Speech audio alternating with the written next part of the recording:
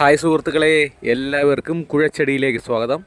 ഇന്നത്തെ ഉച്ചയൂണിന് ചോറ്, ബീട്രൂട്ട് തോരൻ, തലേ ദിവസത്തെ മീൻകറി വറ്റിച്ചത്, പിന്നെ സ്പെഷ്യൽ മുട്ടക്കറിയും. ചോറും പിന്നെ നമ്മളെ പച്ചച്ചോറും തോരനും കൂടെ കൂട്ടിക്കുഴച്ച് അതിൻ്റെ കൂടെ തലേ ദിവസത്തെ മീൻകറി വറ്റിച്ചതും കൂടെ തൊട്ട് നാക്കി വയ്ക്കുമ്പോൾ കിട്ടൊരു വൈബ്രേഷൻ, അതിൻ്റെ കൂടെ മുട്ടക്കറിയും കൂടെ കടിച്ച് പറിക്കുമ്പോൾ ഉള്ള മറ്റൊരു വൈബ്രേഷൻ, അതൊന്ന് വേറെ തന്നെയാണ്.